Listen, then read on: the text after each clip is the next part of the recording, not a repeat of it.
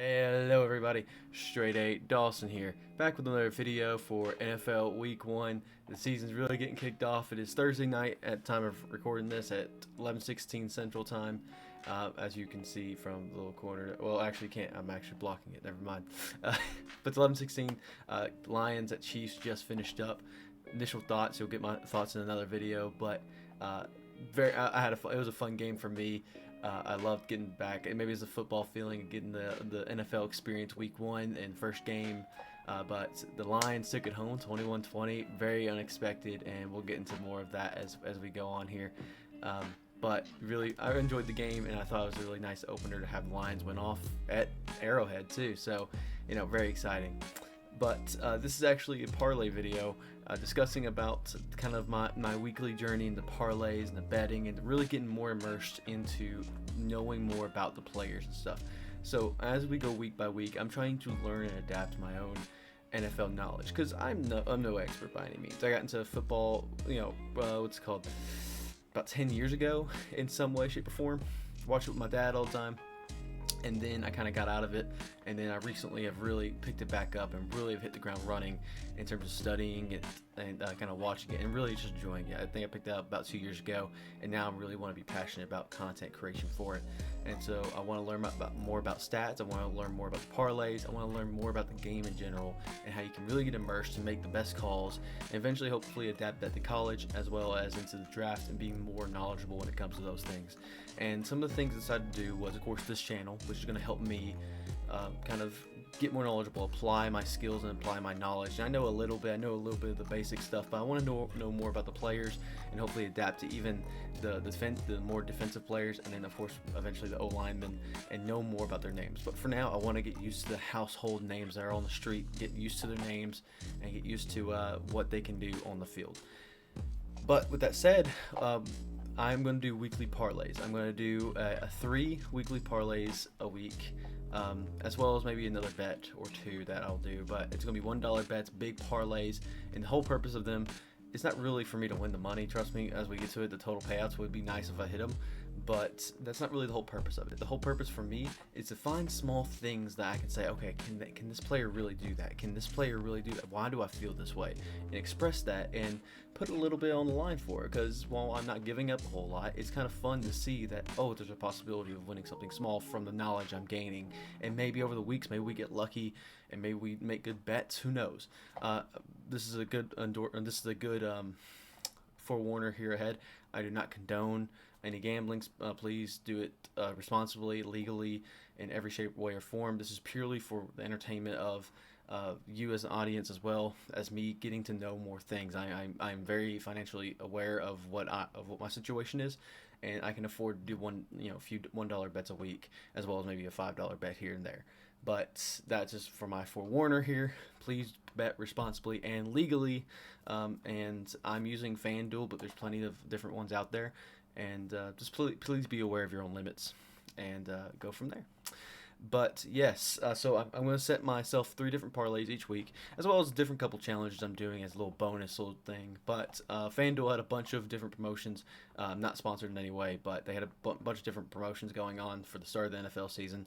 So I have a few extra little bets here and there that I'm going to show off, and just because they get me deals, so we'll go from there. Now, it is unfortunate because I will say my journey's not starting off very well. In the first game, 2 of my parlays are done. And the third parlay is a single game parlay that isn't even happened yet.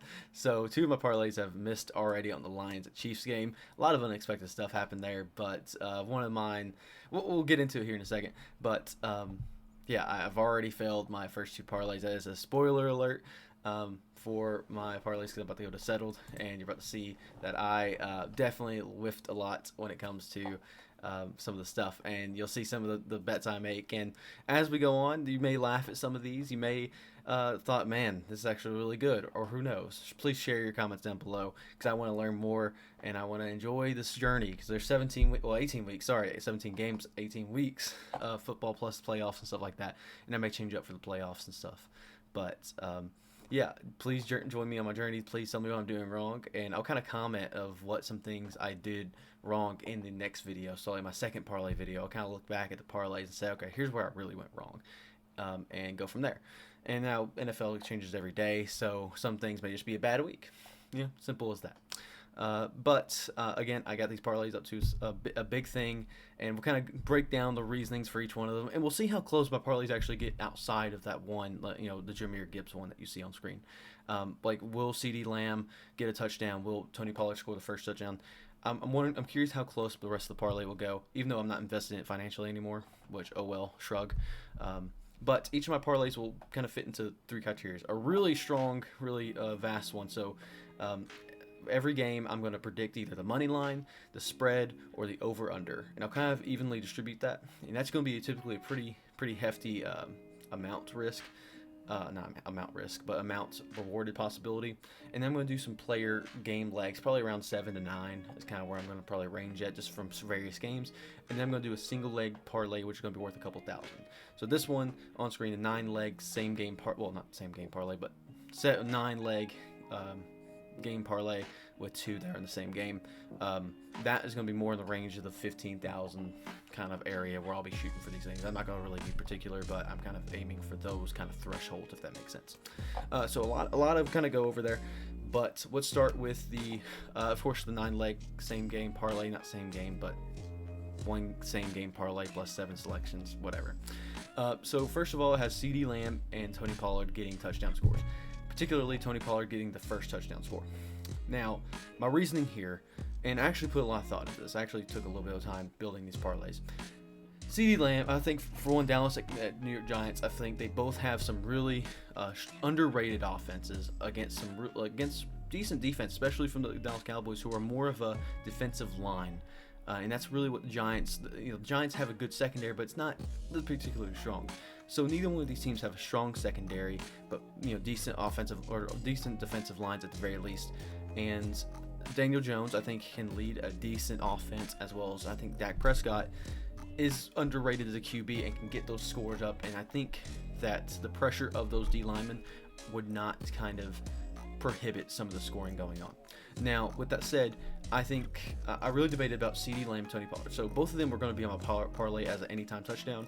And now I was thinking, okay, I want to put a first touchdown score because it ups the odds, or not, lowers down the odds a lot more to get a better bet, whatever.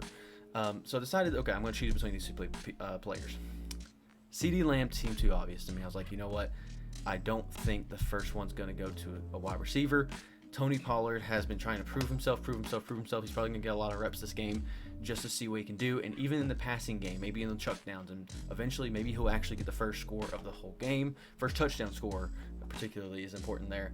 I didn't see anybody obvious except for Saquon on the Giants side, but I think Saquon's going to have a slower start at least to the first game versus Tony Pollard, who I think is coming out lightning fast and hot. So I decided to lean more Tony Pollard first touchdown scorer. We'll see how it actually is utilized, but I think he would get a chuck down receiving pass for a touchdown. CeeDee Lamb, eventually I think Dak Prescott's going to hit him for a touchdown. CeeDee Lamb is just so good at finding that end zone. You saw him last year. He just was a magnet to it, and Dak Prescott would always find him. And Dak Prescott, believe it or not, is going to be the quarterback all the time there in Dallas. So there's no really big worries there. Next up, Jameer Gibbs for 60-plus rushing yards. I really thought that they would utilize Jameer Gibbs more. And I'm kind of talking the past tense now, but I'm going to try to talk like I was in the future tense there. Jameer Gibbs is really a good rusher. Not necessarily best on the goal lines. He's not really great for getting 4 or 5 yards. He's really good at those breakout runs. He can go out for 15, 19, whatever. He actually got out for a 16-yard run, which was kind of nice to see. But he really couldn't break past the 2 or 3, even lost some yardage at one point. And so he's not really good at that stuff. So I thought they would utilize him more on the first and second downs to get some, possible runs in. But David Montgomery ended up getting a lot of reps, and that's just how it goes. And David Montgomery did awesome. So it was great to see him do that, including a touchdown, I believe. So it was unfortunate Jameer Gibbs didn't get much. He got 42. So I think it's a good sign, but I think I was a little ambitious, kind of going to 60-plus yards right off the bat. But it was a risk I was worth taking in my regard. So I'm not really too ashamed of it. It's just, and Kansas City has a decent defensive line, so I should have thought maybe maybe go a little bit something more. Maybe go David Montgomery instead. Who knows? There's a bunch of what ifs, but Jahmyr Gibbs, I felt confident going into this game, but it's just how it goes. How it felt this game. Next up, we got Carolina Panthers at Atlanta Falcons under 39.5. I want to do kind of like an over-under here too as well, just to kind of sprinkle in some extra stuff here. Carolina at Atlanta Falcons, I see this being one of the lower scoring games. I think Bryce Young is, again, a rookie QB. He's not going to be fired up. Atlanta Falcons have an overall weaker offense. If they utilize Kyle Pitts, they can get it going a little bit more. Drake London over there will do well and will thrive.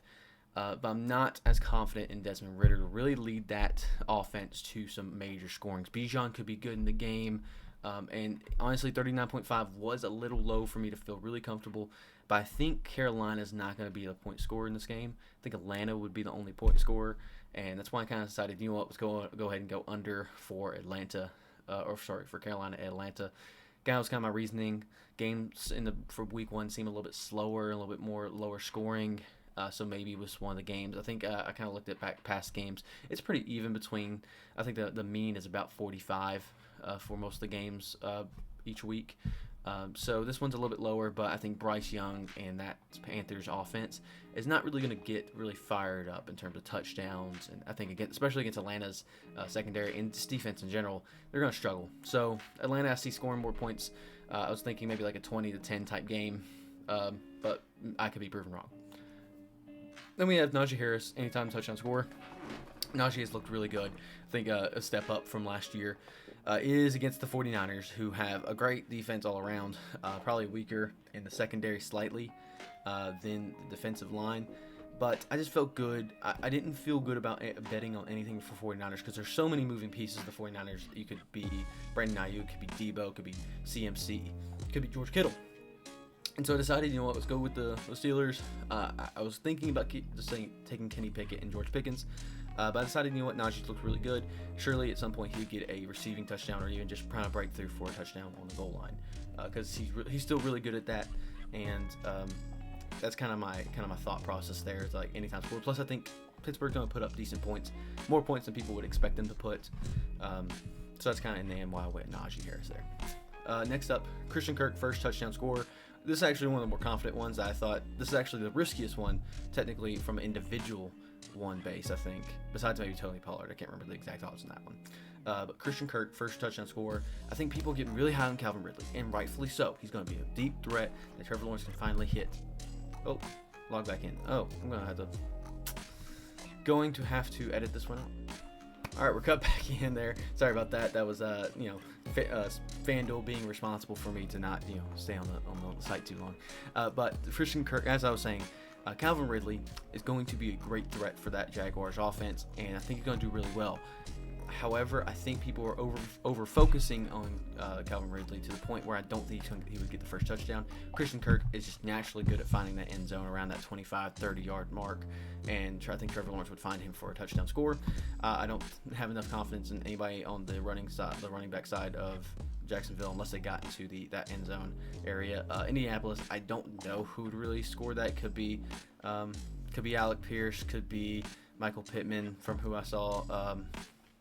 Could be Anthony Richardson running it in. And I'm not even too sure if they're going to score a touchdown this game, to be honest with you. They could, but I don't know who it would be from. And so I decided to go one of the riskier bets, and I felt really confident about Christian Kirk taking the first touchdown score of this game. And I may have went too heavy on the first touchdown score, so I think I went 3. Christian Kirk. Let's see. Christian Kirk, Tony Pollard. Okay, just Christian Kirk and Tony Pollard, so take that as you will.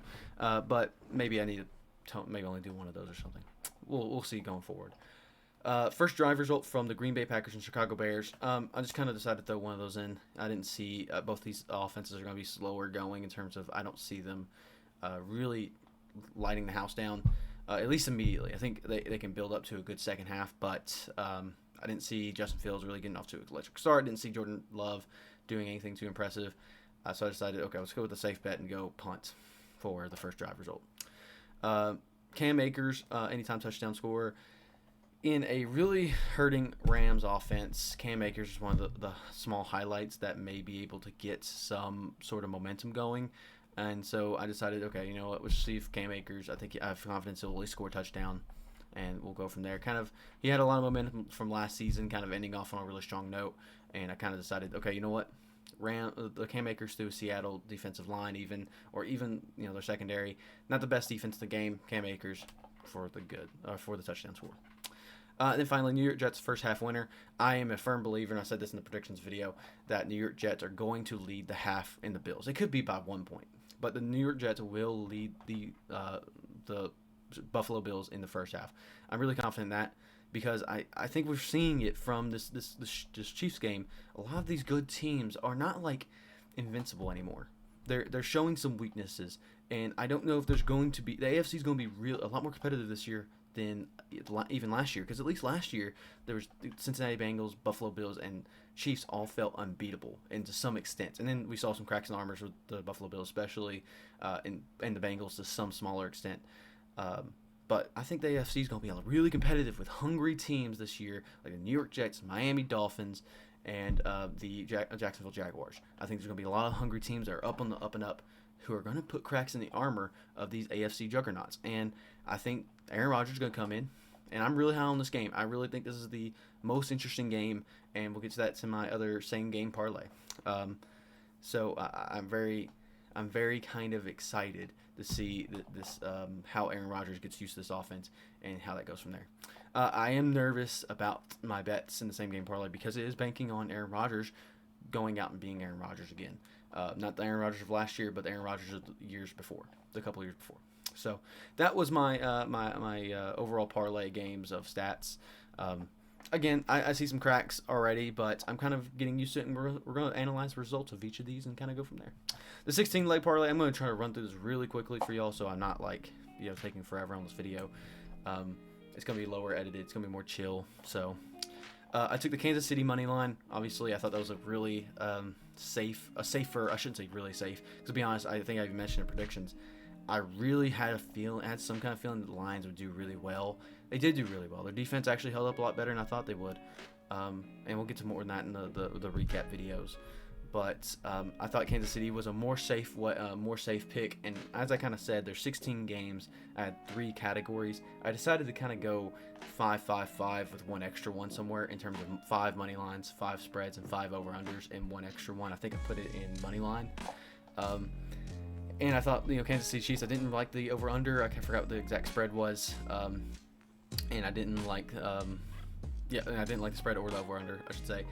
So I just decided to go safe and take the money line. Didn't want to, put the lines on there because there's a lot of nerve-wracking things, but the Kansas City Chiefs are probably going to suffer from a Super Bowl slump. They'll probably have to take some time to get back into the game like they did 2 years ago, I believe, to really get fired up again. Anyway, next up, 49ers at Pittsburgh Steelers. I have the 49ers winning this. I have them going over 41.5 points because, again, I think the mean was probably about 43 to 45 points from last year. I forgot exactly. And San Francisco has a really high-powered offense. Pittsburgh has a really growing offense, but with really good defenses. And I think that's why this over is so low. But I think these teams are capable of putting up 20 points each, at least. And the only thing I'm kind of nervous about is Brock Purdy. Brock Purdy could kind of be slowed down from the Steelers' defense, but I still think they can cover that over. So, the Carolina Panthers at Falcons. Atlanta spread by negative 3.5. One of the closer games, I think. I think the spread is pretty good. It's a very good spread. I really debated about which one I was going to take on this, but this game money line can go either way. But I decided I'm going to go be more risky and take the Atlanta Falcons negative 3.5. I do believe Bryce Young is going to get to a slower start. It's just naturally going to happen. I think he's going to do well. He's going to show flashes, but he's going to get into that 1-3 area. I think with the Carolina Panthers and Atlanta Falcons are going to capitalize and take care of it.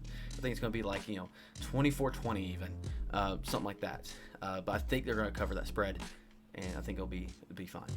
I took the Houston Texans spread against Baltimore. I really debated this one because I didn't like anything on this. Besides taking, there was other money lines I had to take to be more comfortable with my parlay. So this is one of the ones that I think I made the mistake on. But I think the Houston Texans are going to cover that spread. I think they'll lose by a touchdown. They're going to lose by about a touchdown or something. So I'm not too worried about. I wasn't too worried about that. But plus 10's a lot, so it's really hard to kind of resist that when I think this is a game that a lot of people are sneaky kind of avoiding for that reason. But the only other thing was really Baltimore money line, and I didn't like the over/under at all. I forgot exactly what it was. So I was like, okay, you know what? We'll take a risk. Put spread on Houston Texans +10. Fun. Next up, we have Cincinnati Bengals at Cleveland Browns. The spread, I think the Cincinnati Bengals are going to cover that spread pretty easily. I think Cleveland Browns, they're gonna be good, but it's going to take a couple of spotty games here and there. Deshaun Watson especially, I want to see something from him before I actually invest into him. Doesn't have to be much, something. Tampa Bay Buccaneers at Minnesota Vikings.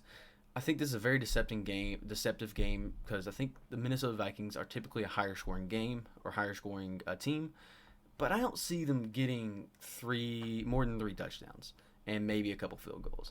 And in that case, I really don't see Tampa Bay really doing much on the offensive front either. Baker Mayfield, I think, is just not going to be the Baker Mayfield that he was with the Browns. Simple and to the point. He's got weapons, but I just don't see them. I don't see them lighting up the scoreboard in Minnesota. This is kind of more of a gut instinct one. I'll be honest with you. Again, they're right at that line of pretty much average points per game total.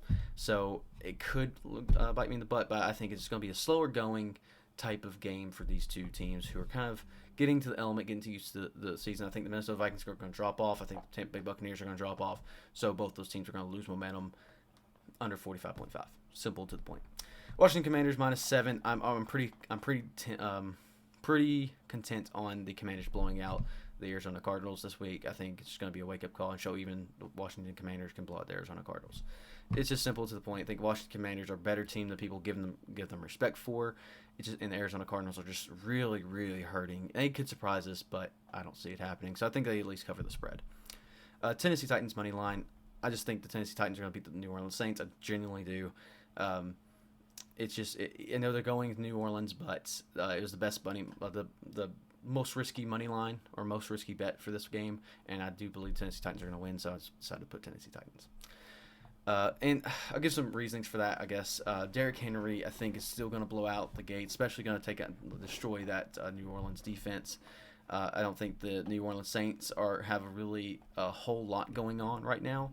They have Chris Olave and Derek Carr, but their run game right now is hurting. So Jamal Williams is good on the goal line, but he's not the best breakout runner. And so I could still see their run game get going, but I think Tennessee Titans beating them run game. I think Ryan Tannehill is a fine quarterback. I think that's who they named Week 1 starter. I'm pretty sure. I don't think they named Will Levis or Malik Willis. I didn't check that, but I'm pretty sure Tannehill starting out. He's a suitable quarterback who actually has DeAndre Hopkins now, and Tennessee's never had many great receivers in its history, but they still end up doing pretty well, especially in its run game. So Tennessee Titans. Jacksonville Jaguars over Indianapolis Colts. It's Anthony Richardson. It's too much question mark for me, and he may do well in the run game. I just don't see them doing well on the point wise. Jacksonville Jaguars are hot. Simple to the point. Philadelphia Eagles -4 against the New England Patriots. This one also, I'm really nervous about because I think New England's defense could either do amazing or horrible. This could either be the lowest scoring game or the highest scoring game I ever see from, I guess, the Eagles side. I don't see the Patriots putting up that many points. That's why I decided to go with the spread, because I don't see New England putting up like more than 10, 17 points, while I think Philadelphia has the potential to go more. Simple to the point. Las Vegas versus Denver, or at Denver. I do have confidence in Denver winning, but for the sake of me being a Broncos fan and not going just based on my fan instinct, I decided to go the over/under instead, and I do believe it's going to be more of a slug game. I don't believe it's going to be like a big lightning game. Josh Jacobs is the only notable thing on the offense of the Raiders against a really good Broncos defense, and then the Broncos are kind of unknown to me right now. I really don't know how to feel about them, and I know I have mixed feelings in my head because I'm a Broncos fan. You know, we've always had a good potential, but we've never reached that because of injuries or because of just overall lack of production from potential players. And I just don't know if that's going to be fixed in Week 1. So under 44 felt good to me. Green Bay Packers at Chicago Bears. Simple to the point. Packers are going to beat the Bears. They own the Bears in Chicago. I think it's going to be kind of a good little coming home for Jordan Love to feel good, and he's been really looking good in the preseason, while I think Justin Fields is kind of still stagnated. I don't want to say he's gotten worse. I don't want to say he's gotten better. I got to see a full game from him to really get invested in. I do like this game. I am very curious about the game. This will probably be one of the games I focus on to watch. But simple to the point, I think the Green Bay Packers are going to take the win. Miami Dolphins money line. I hate the over-under because the over-under is like 50. I hated the spread, and I was like, okay, well, money line. I predicted the Dolphins are going to win. I think they're still going to beat the Chargers. I think, again, Chargers coaching staff, even with the great roster, I think the Miami Dolphins could put up the points to beat the Chargers. I think the Chargers have a really good offense and a really good offensive line and a really good defense. But something in my gut just tells me Miami Dolphins, Tua's going to come back and people are going to love him and kind of say, okay, is he actually going to be good for the season? I think Dolphins can be electric, and that's why I'm just going to give them the money line. And I was like, okay, that's the safest one. Let's go with it. Probably one of the ones that could bite me in the butt in this outside of the one I already lost. Moving on for the last three, Los Angeles Rams plus 5.5 on the Seattle Seahawks. I think they covered the spread. I think it's going to be like a 2-point game, 3-point game maybe. I think 5.5 is actually quite high, in my opinion, but beside the point. Closer game, Seattle's still going to win, but I do think they cover the spread. They have enough potential in the Rams offense and mostly offense to keep up with the Seattle Seahawks in terms of scores, but especially with the Seattle defense not being top line, it's fine. But I think the Rams could at least show some potential this season rather than just getting off to a stinky start like last year. Then you got Dallas Cowboys and New York Giants. I believe in this game being a shootout. I do. I think they're going to score 55 plus points with each other. I think this could be like the game of the week that has points outside of possibly the next game we talk about, which is going to be Buffalo Bills and New York Jets over 45.5. These two games are the games I really believe. I think there's just too much offense that could be potentially good, and I know it's really good defense in the Dallas Cowboys, so how can the New York Giants put up that many points? Gut feeling, Saquon feels good. Daniel Jones feels like he can prove people wrong, especially you got that contract. I feel like he's going to come in and light it up game one against the Dallas Cowboys. It's just, again, one of those more gut feelings, but we'll see how the stat lines actually produce, and I'm actually curious whether my gut reaction to these games being over actually ends up being. Then you got Josh Allen versus Aaron Rodgers, which I think is going to be a really good game. I'm excited. This is the game I chose. That this is the game to be watching this week, besides obviously the kickoff. I'm so excited to see how Josh Allen picks up this year in a year that I don't think that's the Buffalo Bills year. Against a New York Jets team that looks really different with Aaron Rodgers leading it. And they could potentially be on the rise into a potential Super Bowl contention. I don't think that's necessarily this year, but next year.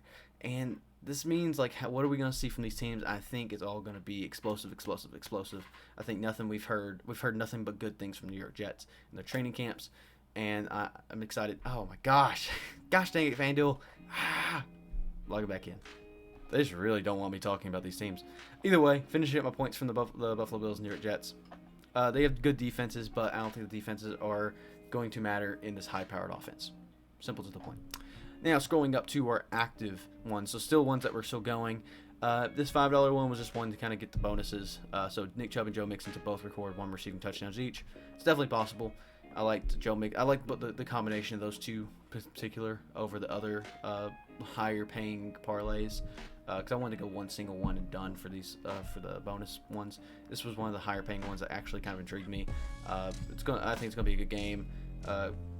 Could be running back utilization heavy, and Joe Mixon. He was a nervous one for me. I think Nick Chubb can easily get it, but Joe Mixon could or could not. But it's a receiving touchdown, so not a rushing touchdown. But I think these two players are very capable of it. Just went ahead and put it in. Boom. We'll see how it goes. It's actually my first one. Really didn't put much thought into it, so yeah, that's how I feel. It feels good. The $200 one is not one I actually did with my own money. It was actually the bonus bet used for FanDuel. I decided to put out. I was like, okay, you know what? We're gonna find the lowest scoring game, high scoring game, and look and see which one I feel the best about that has a decent payout. So I put $200 on Titans and Saints being the lowest scoring game. I think what Ben said about the Mike Vrabel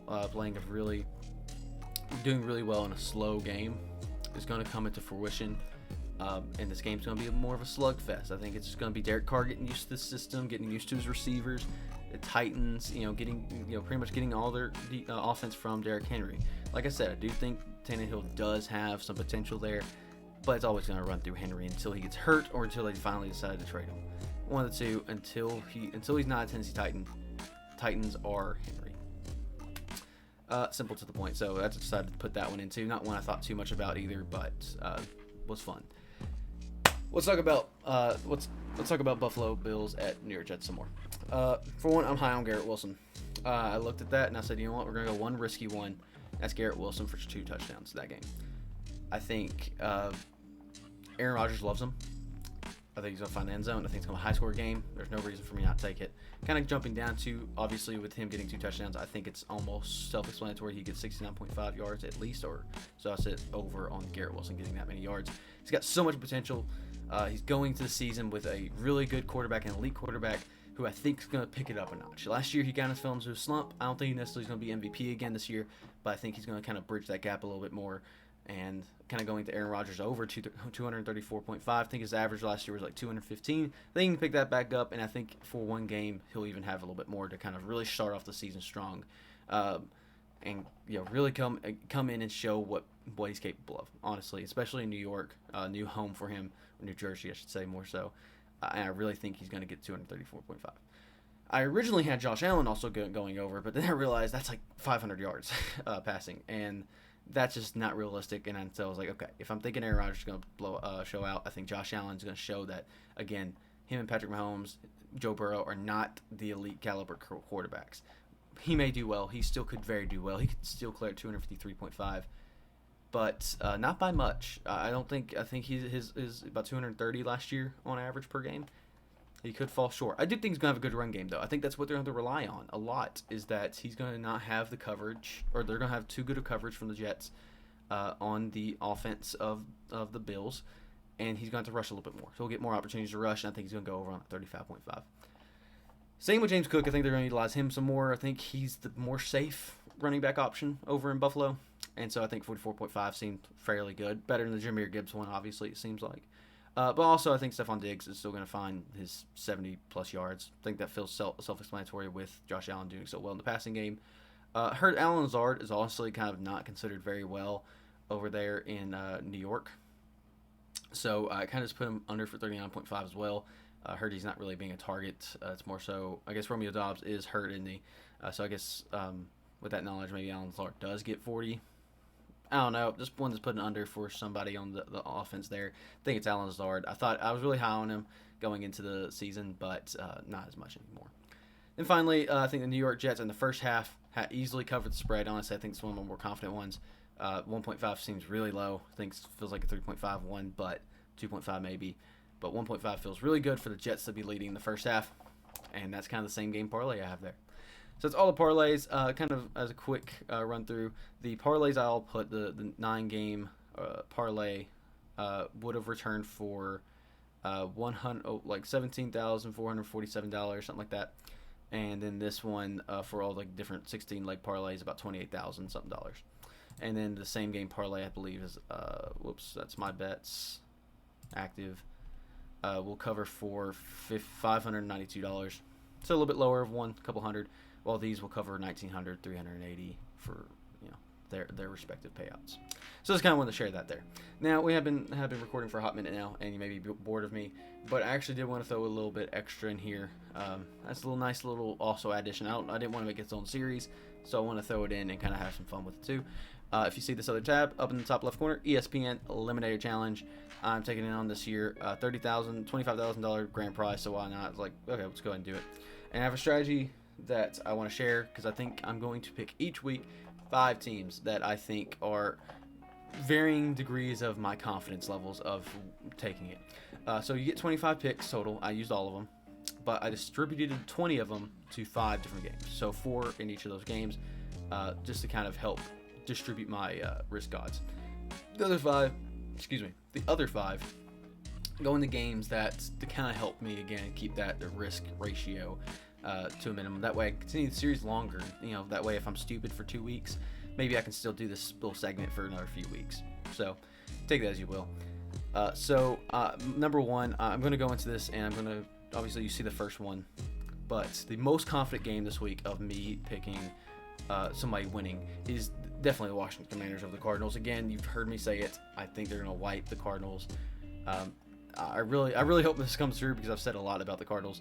But I think the Commanders are my favorite pick this game or this week for Eliminator. So we'll see if that comes into fruition.